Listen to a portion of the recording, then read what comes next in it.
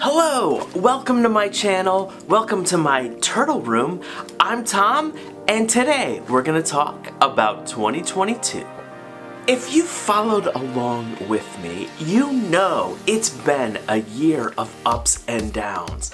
I've had some really good things happen in this room, but you know what? I've also had some things that just did not go as I had planned. Big things that I got accomplished this year were upgrading many of the tortoises that I hatched back in 2020. They were living in relatively small tubs, and I was able to upgrade them to much bigger enclosures, like these PVC enclosures from Seth Hurst, some concrete tubs, and even some tree boxes from the Container Store, these big 44-gallon enclosures that I buy. They're made by the Iris Company. I got to add new animals this year, notably some new hingebacks, but also a group of 4 three-toed box turtles. That was exciting. But this year also was a year of loss. I haven't lost an animal in years, and I had a really hard time, guys. I lost 3 tortoises this year, and I'm not proud of that, but I share everything, and I'm gonna talk a little bit about what went wrong. So if we go back to the beginning of the year, I had several goals, and the first goal was to establish this turtle room. This is where I keep my tortoises, this is where I breed my animals, and this was my first full year here, and I just needed to dial this room in to make sure that temperatures and the relative humidities were at places where my tortoises would be able to reproduce. And after a full year, I have accomplished that. I have an electric baseboard heater, and I've been using frequent spraying and misting, and then also just making it rain in each tortoise's enclosure to help offset some of this very dry air we have in the wintertime. Secondly, I really wanted to upgrade the enclosures.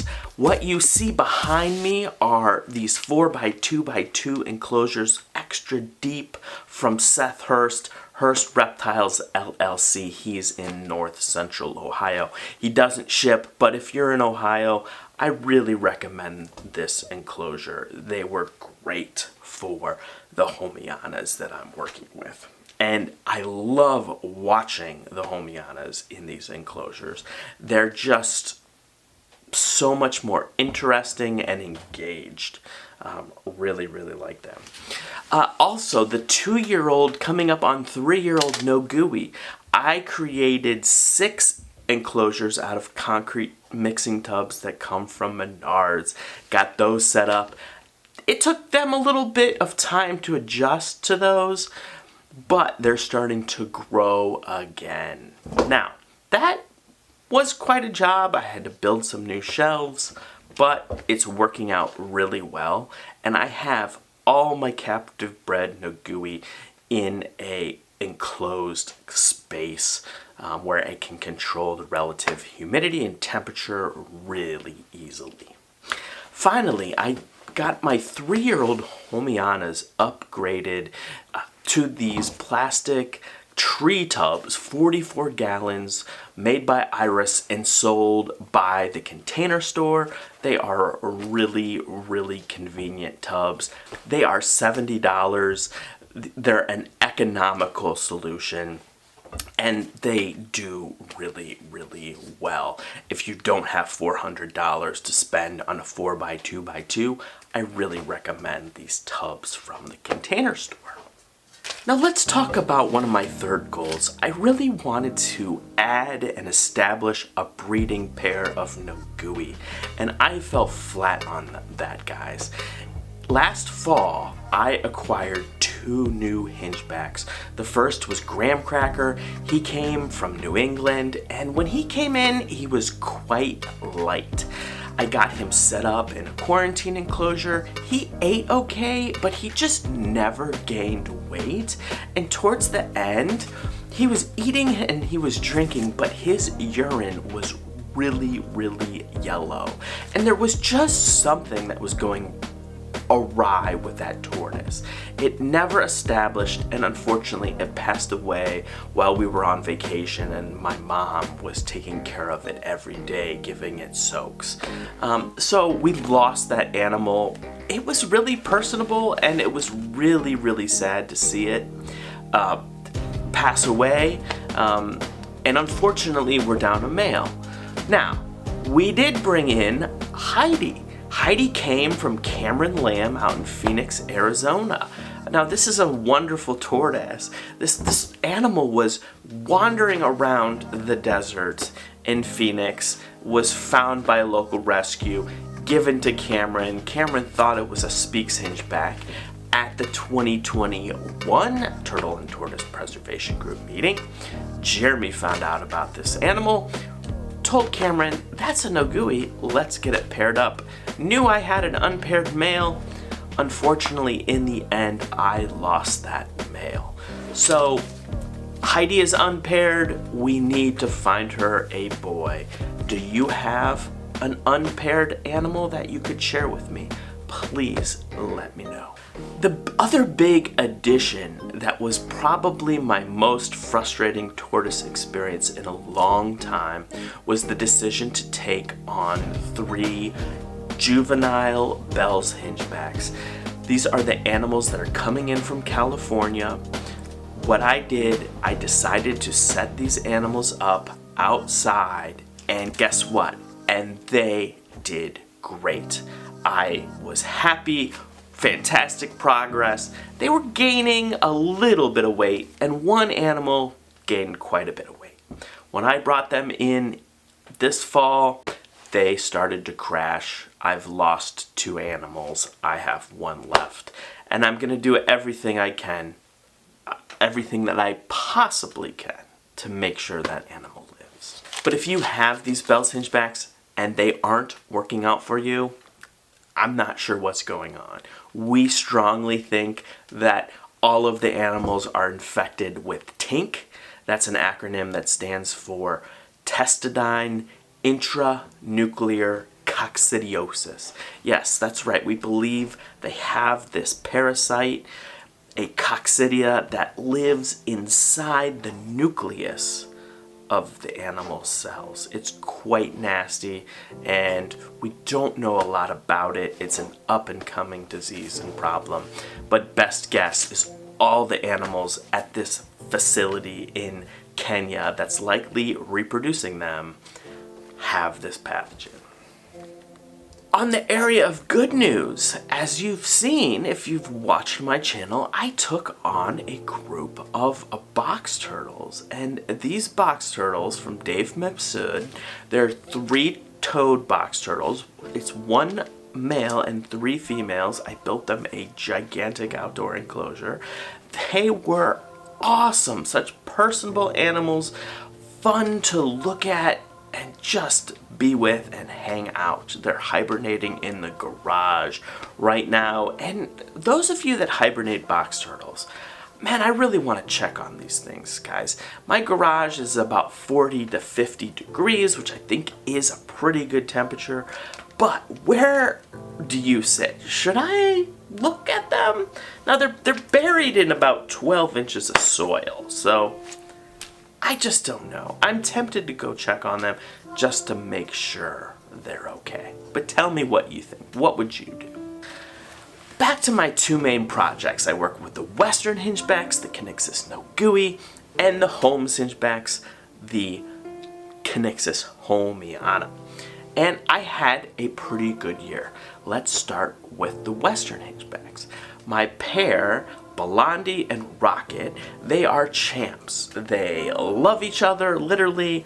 They mate really well and really easily, except when Rocket kind of gets things backwards. But they produced a great number of offspring. They produced 10 animals this year. Isn't that spectacular? And my other pair, Brownie, for whatever reason, she laid her eggs shallowly or even laid some on the ground. So next year, I'm gonna have her be outside in the daytime and in the evenings when I get home from work. So she gets a lot of sunshine and a lot of activity with the male.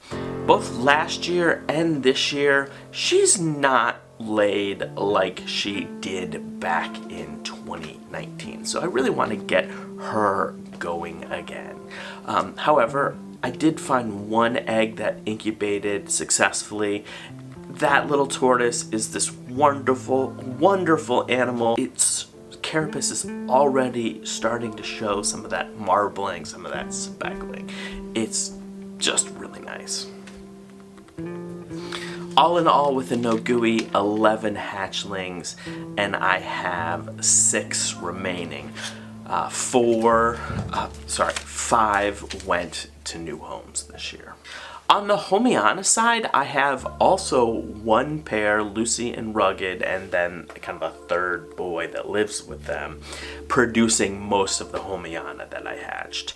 In total, Lucy laid 10 eggs, 7 hatched.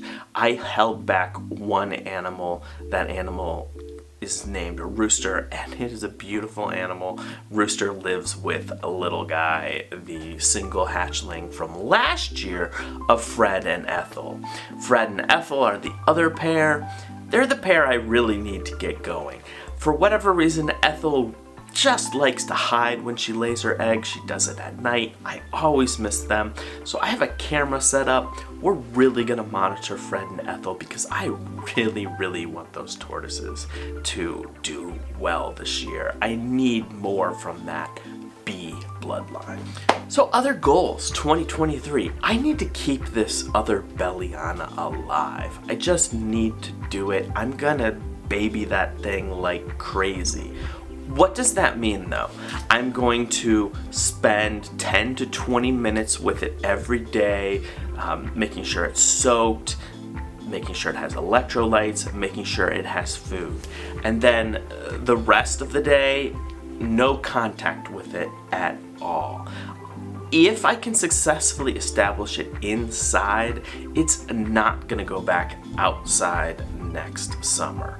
This change, this adjustment, this transition from outside to inside just shuts them down, and they absolutely hate it. I mean, I even tried to replicate the relative humidity and the temperature regimes of outside, relatively mild, low 80s down to the, upper 60s for temperature, and moderate relative humidity, about 50%, but they just go in the corner and don't move at all. They stop thermoregulating, they don't eat, they don't drink. If that is happening with your animals, I'm also seeing it. And finally, a big goal for 2023 is to find Heidi a boy.